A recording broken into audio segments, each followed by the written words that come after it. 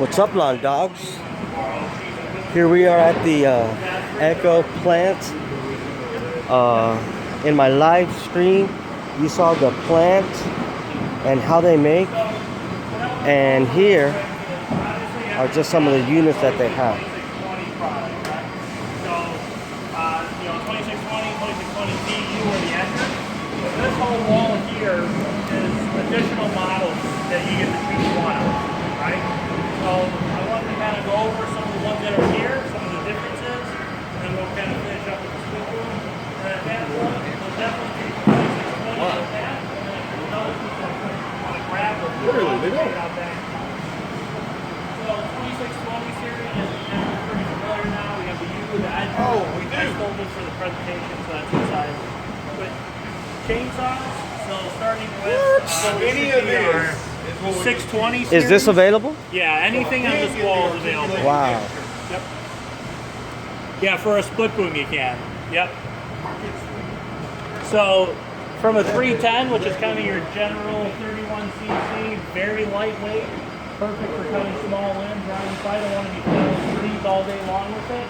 What you're going to get as you go up and into this place is obviously more power. The more power you have, the faster it cuts through the tree.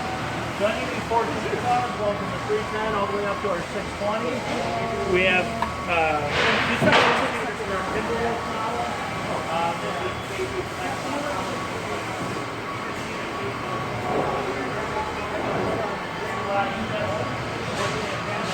not the fastest thing in the world, but if you're not cutting smarter with $30, this thing will be perfectly fine.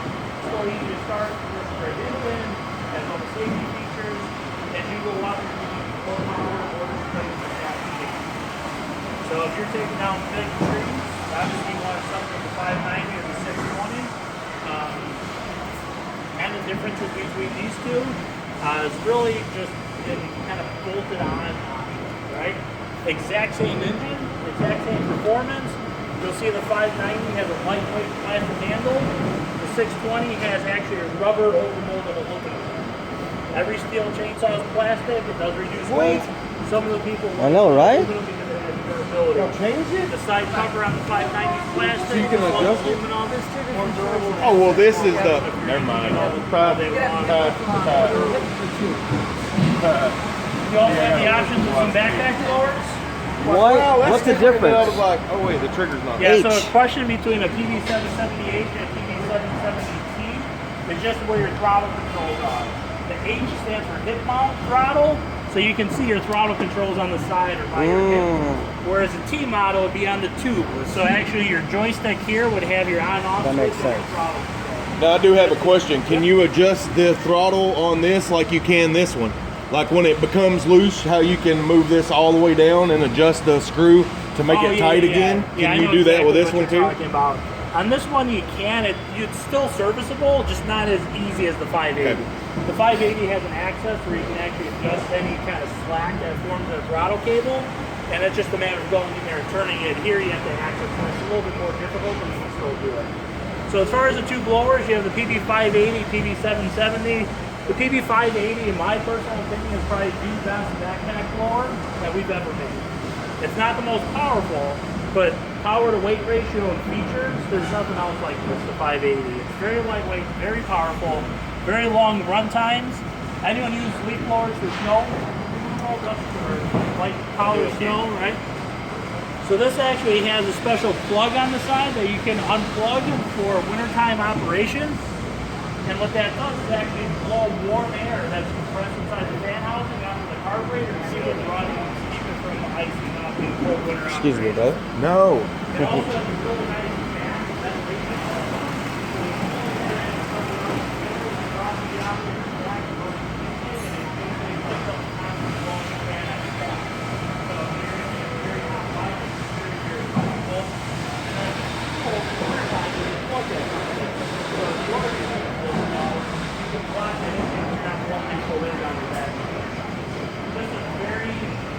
Running your blower, great power to weight ratio. Like I said, not the most powerful. The most powerful is the 770. But as far as features and power to weight ratio, the 580. So 770, that's just your biggest, baddest blower. You get. It's got the biggest blower tube, the biggest fan housing, the biggest engine. It was, up until recently, the most powerful backpack blower on the market. And that's the one thing with backpack blowers. It's constant, like there's never enough power, right? I mean, I've seen guys out east where they actually mount like 2 units together and make their own tubes and stuff. I mean, it's just never enough. This is one of the most powerful ones on the market. And I'm sure when we come out with a more powerful one, run natural steel low red right now, available inside that's the most powerful. So you have access to any one of those. And then we'll move down the head clippers real quick. So we have 2 single-sided models and then 1 double-sided model. We're about to actually use This is. Anyone ever have issues with customers complaining that the hedges turn brown after you cut them? Yeah. Anyone have that problem? Yes. Okay. So what happens a lot of times is when you're using a gas-powered hedge clipper, right, and you want to make that thing as square as possible, right, so you're going nice and slow across the hedges, what's happening is the exhaust from the engine points straight down. So you cut the tip of the hedge and then you have hot exhaust pouring down on it. That's what causes your browning. It eventually goes away, but it just looks unsightly, right? So this actually has a patented exhaust system on it. So I don't know if you can see it, but right down in there, it's actually a forward-facing exhaust. It's like a little exhaust pipe. So as you're using it, the exhaust gases actually go out and away and up opposed to directly down onto the hedges. So that drastically reduces any kind of hedge browning that you may have experienced. And then that same engine configuration is available in the single-sided or the double-sided version. Which then that takes us to our Pro Attachment series. So part of it would be picking out a power head and then 1 attachment.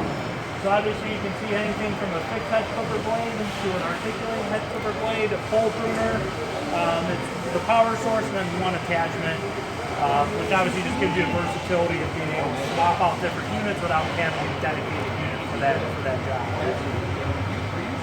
Any questions on any of this? So we are going to fire up a 2620 trimmer. Is there anything minus? We're not cutting down any trees today. Minus the chainsaw. I mean, we can fire one up. We can fire one up. I want to see the timber wolf. You want to see? I've always wanted one. If you want, we can fire it up. Okay. Absolutely. We just won't be able to do any cutting. That's fine. Okay. Yep. You want to fire that? Ever since I saw your video, I've always wanted to try it. So Yeah, there you go. Get it, Mike.